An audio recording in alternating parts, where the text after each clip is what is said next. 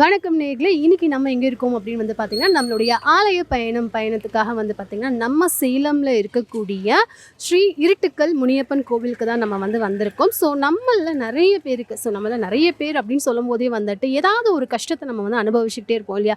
லைஃப்பில் அப்படின்னு சொல்லும்போது பிஸ்னஸ் சரியாக போகலையே அண்ட் வீட்டில் சரியான ரிலேஷன்ஷிப் இல்லையே, ஸோ எதுவுமே என்னால் வந்து பாசிட்டிவாக திங்க் பண்ண முடியல, நிறைய நெகட்டிவிட்டிஸ் எங்களுக்குள்ளே இருக்குது, ஸோ யாராவது ஏதாவது பண்ணிட்டாங்களோ இல்லை ஏதாவது ஒரு லைஃப்பில் வந்து ப்ராப்ளம் போயிட்டே இருக்குது அப்படின்னு நினைக்கிறீங்க அப்படின்னா உங்களுக்கான தீர்வு கொடுக்கக்கூடிய இந்த இருட்டுக்கல் முனியப்பன் கோவிலுக்கு தான் நம்ம இன்னைக்கு வந்திருக்கோம். ஸோ என்ன மாதிரியான ஃபார்மாலிட்டிஸ் இங்கே போயிட்டுருக்கு, என்ன மாதிரியான பூஜைகள் போயிட்டுருக்கு அண்ட் எங்கே லொக்கேட் ஆகிருக்கு அப்படிங்கிற எல்லா விஷயமே வந்து நிகழ்ச்சிக்குள்ளே போயிட்டு அண்ட் இயற்கையான சூழலில். ஸோ நீங்கள் இந்த கோவிலுக்கு வரத்துக்கு முன்னாடி ஒரு விஷயத்தை நான் வந்து நோட் பண்ணியிருந்தேன். என்ன அப்படின்னு கேட்டிங்கன்னா, நம்ம ஒரு கோவிலுக்கு வந்தோன்னா டக்குன்னு நம்ம வந்து பாசிட்டிவை வந்து கெயின் பண்ணணும் அப்படின்னு தான் வருவோம் இல்லையா? ஆனால் இந்த கோவிலுக்கு நீங்கள் வரக்கூடிய ரூட்டே வந்துட்டு உங்கள் மைண்டை ரொம்பவே ரிலாக்ஸ் பண்ணி இங்கே கூட்டிகிட்டு வரும். அதுக்கப்புறம் நீங்கள் இங்கே வந்து பார்த்தீங்கன்னா சாமி கும்பிடும்போது உங்களுக்கு நிறைய பாசிட்டிவிட்டி மட்டும் இல்லாமல் நீங்கள் என்ன நினைக்கிறீங்களோ அந்த விஷயத்தை உங்களுக்கு நிறைவேற்றுற மாதிரி இருக்கும். ஸோ இயற்கையான சூழலில் அமைந்திருக்கக்கூடிய இந்த இடத்துல இன்றைக்கி என்ன மாதிரியான விஷயங்கள்லாம் இருக்குது அப்படின்னு உங்கள் கூட சேர்ந்து நானும் பார்க்குறதுக்கு ரொம்ப ஆர்வமாக இருக்கேன்.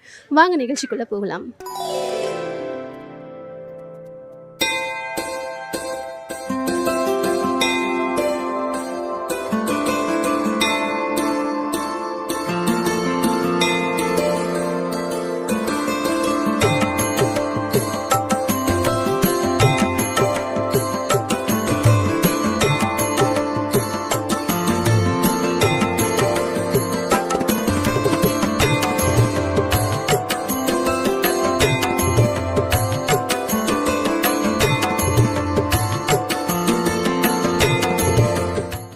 ஸோ இன்றைக்கி நம்மளுடைய இருட்டுக்கல் முனியப்பன் கோவிலில் தான் இருக்கும். ஸோ நம்மளுடைய சுவாமியோடைய தரிசனம் அப்படிங்கிறது மட்டும் இல்லாமல் வழிபாடு முறைகள் என்ன, எப்படிலாம் வந்துட்டு சுவாமி கும்பிடலாம், என்ன மாதிரியான வேண்டுதல்லாம் இருக்குது அப்படின்னு சொல்கிறதுக்காக சுவாமி நம்ம கூட இருக்காங்க. ஸோ அவங்ககிட்ட தான் நம்ம வந்து பேச போகிறோம். வணக்கம்.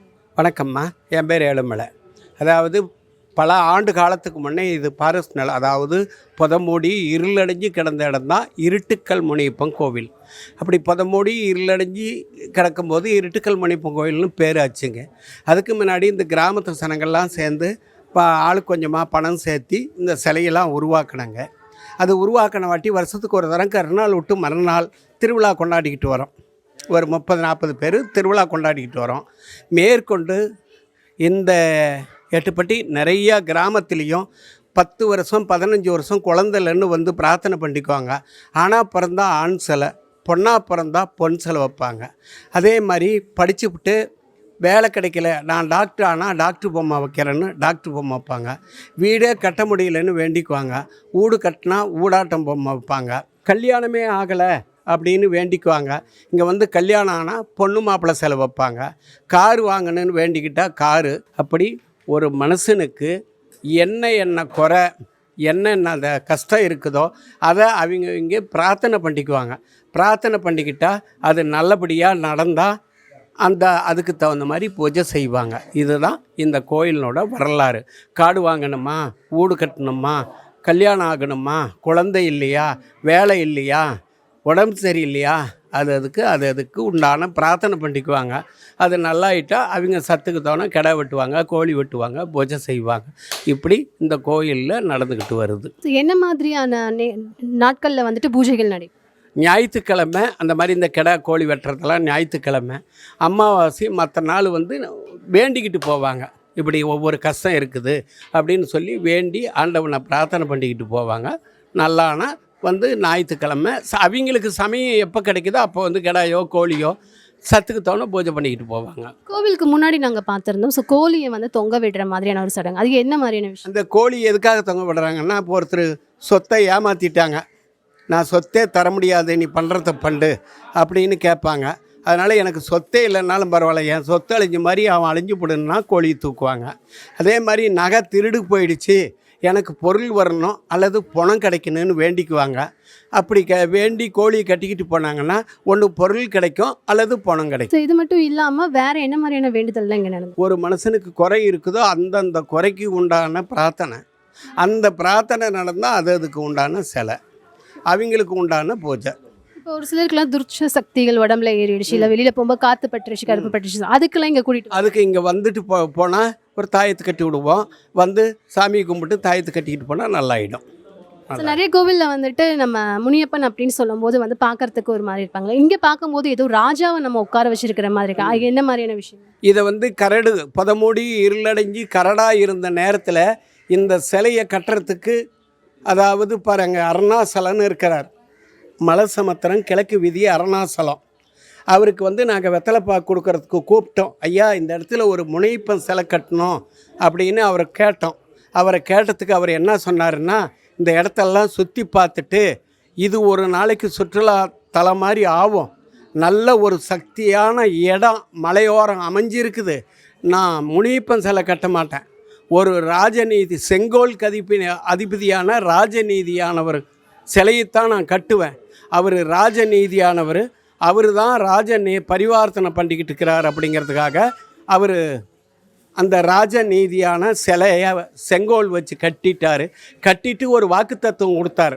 நான் உலகம் பூரா கோவிலாக கண்ட இடம்லாம் சிலை செய்கிறது தான் என்னோடய வேலை, ஆனால் இந்த மாதிரி ராஜபோகமான சிலையை என் ஆயுஷ்கே கட்ட மாட்டேன், அப்படி கட்டாத இந்த மாதிரி சிலையை கட்டாது இருந்தால் நான் செத்த நினைக்கி எங்களுக்கு நீ சிலையாக வச்சு கும்பிடணும்னு அவர் வாக்கு தத்துவம் கொடுத்தார். அதே மாதிரி அவர் இப்போ 2 வருஷத்துக்கு முன்னே காலம் ஆகிட்டார் பாரு, அவரோட சிலையை கட்டி வச்சு அவரை சாமியை நாங்கள் கும்பிட்டுக்கிட்டு வரோம்.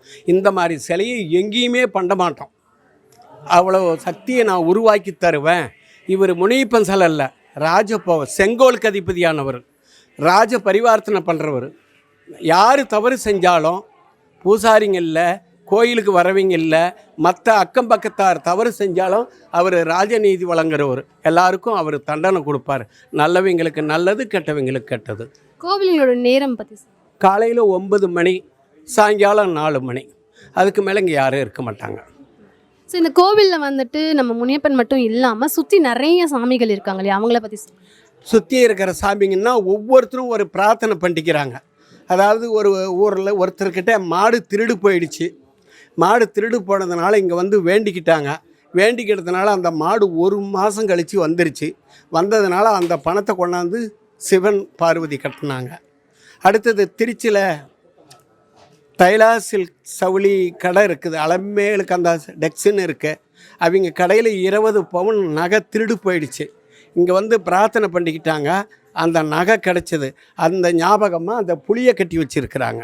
அப்படி ஒவ்வொருத்தரும் ஒவ்வொரு கஷ்டம் என்ன இருக்குதோ அது நடந்தால் அதுக்கு தகுந்த மாதிரி செய்கிறாங்க. இந்த காளியை எடுத்தால் தான் உயிரோடு இருப்பேன் அப்படிம்பாங்க, எடுக்க மாட்டாங்க. இங்கே வந்து வேண்டிக்கிட்டு போனால் நல்லாயிடும். எவ்வளோ காலு பொம்மை இருக்குது பாருங்கள், இந்த கழுத்தோடு இருக்கும், கை மட்டும் இருக்கும், கால் மட்டும் இருக்கும். ஒரு மனுஷனுக்கு என்னென்ன நோவு வருதோ அதை வேண்டிக்கிட்டால் நல்லாயிட்டா அதுக்கு தகுந்த பொம்மை வச்சு அவங்க சத்துக்கு தகுந்த போச்சு செய்வாங்க. இந்த அந்த புத்துக்கண் தானாக உருவானது, அதில் பாம்பு இருக்கும், அதாவது கன்னிமார் சாமின்னு அங்கே சிலை வச்சுருக்கிறோம், அதையும் கும்பிட்டு போவாங்க. அந்த கல்யாணம் ஆகாதவங்க, இந்த மாதிரி பல கஷ்டம் இருக்கிறவங்க கன்னிமாரை கும்பிடுவாங்க, அதுக்கு கன்னிமார். கோவிலுக்கு பேர் வந்து இருட்டுக்கல் முனியப்பன், அதுக்கு என்ன அர்த்தம்? இருட்டுக்கல் முனியப்பன்னா பல காலத்தில் இருளடைஞ்சு புதமூடி கிடந்த இடம் மட்டும்தான் இந்த மூலஸ்தானம். அதுக்கு முன்னாடி இந்த ஏரியா ஜனங்கள்லாம் சேர்ந்து அவங்களால முடிஞ்ச காசு பணம் போட்டு தான் இந்த சிலையை உருவாக்கணும். இது இருட்டில் இருந்ததுனால இருட்டுக்கல் முனியப்பன் கோவில். எந்தெந்த ஊரில் இருந்து இப்போ நம்ம கோவிலுக்கு வராங்க? எந்த அளவுக்கு, அதாவது உலகத்தில் இப்போ சுற்று வட்டாரம் எவ்வளவு தெரியுதோ அவ்வளவு தூரத்தில் இருந்தெல்லாம் வராங்க. நன்றிங்க. வணக்கம்மா, வணக்கம்.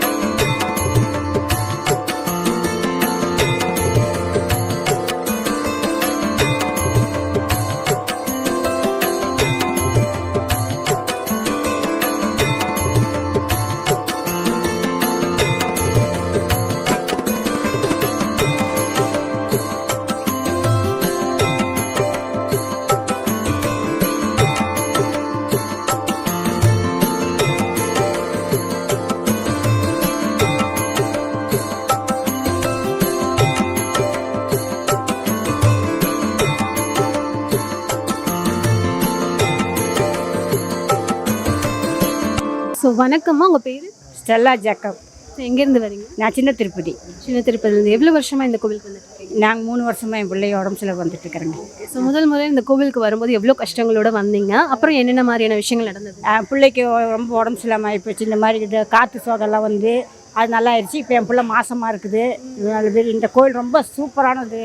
என் பிள்ளைங்க நல்லா படிக்குதுங்க. சின்ன பிள்ளை எல்லாத்தையும் முன்னேக்கு நான் சாமி எனக்கு ரொம்ப அற்புதத்தை கொடுத்துருக்கு, சக்தியும் கொடுத்துருக்குது எனக்கு. எங்கள் மாமனார் பேர் முனுசாமி. எங்கள் இந்த குலதெய்வம் இந்த முனிப்ப சாமி தான். எங்களை எல்லாம் காப்பது எல்லாமே அவருக்கு தான். ஸோ இந்த கோவிலுக்கு என்ன நாட்களில் நீங்கள் வந்துட்டு இருக்கீங்க? வாரம் வாரமா, மாதம்? பௌர்ணமி அமாவாசையில் நாங்கள் வருவோங்க. ஏன்னா எனக்கு அவங்க தான் கனாவில் வந்துடும். யார் யார் தீய சக்தி செய்கிறாங்களோ எனக்கு கனாவில் காட்டிட்டு போயிடும். அவங்கள நான் காட்டிடுவேன். நான் தைரியமாக முடிச்சிடுவேன். தனியாக நின்று தைரியத்தை சக்திக்குள்ளே அந்த ஆண்டவர் எனக்கு இருக்கிறார். எங்கள் குலதெய்வம் அந்தோணியார். அங்கே அவரும் நாங்கள் கிறிஸ்டியன் ஜீசஸ். எனக்கு குலதெய்வம் அந்தோணியார். கிறிஸ்டினாக இருந்தாலும் வந்து முனியப்பன் எல்லாம் சாமி எனக்கு துணையாக தனியாக நின்று தைரியத்தை தான் நான் காட்டியிருக்கிறேன். ஓகே, நன்றி. சரி.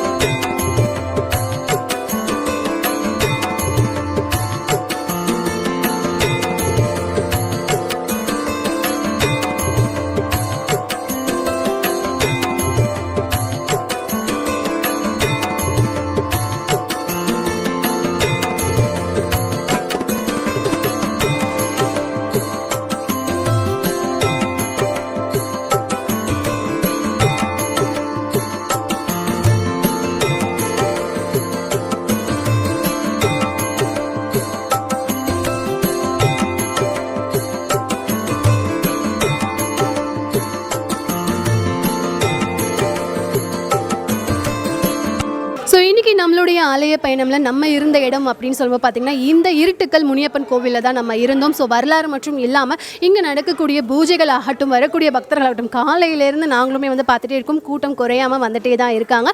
அண்ட் நம்மளுடைய இந்த இருட்டுக்கல் முனியப்பன் கோவில் எங்கே இருக்குது அப்படின்னு வந்து பார்த்திங்கன்னா, ஸோ சேலமில் இருந்து பொன்னமாப்பேட் தாண்டி மன்னார்பாளையம், ஸோ அந்த ஒரு ரூட்டில் நீங்கள் ஸ்ட்ரைட்டாக வந்துட்டே இருந்தீங்கன்னா எண்டில் இல்லை யார்கிட்ட நீங்கள் வந்து கேட்டிங்க அப்படின்னாலும் சரி இந்த கோவிலோடைய முடிவில் தான் வந்து முடியும். அது மட்டும் இல்லாமல் வரக்கூடிய பாதைகள் வந்து ரொம்ப அழகான ஒரு பாதை, மன நிறைவாக இருக்கக்கூடியது. அண்ட் நீங்கள் உங்களுக்கு எந்த கஷ்டமாக இருந்தாலும் நீங்கள் தாராளமாக வந்து உங்களுடைய பிரார்த்தனைகளை நிறைவு செய்யலாம் அப்படின்னு சொல்கிறாங்க. இதே மாதிரி அடுத்த வாரம் இன்னொரு அழகான கோவிலில் நான் உங்களை வந்து பார்க்குறேன். அது வரைக்கும் நன்றி, வணக்கம்.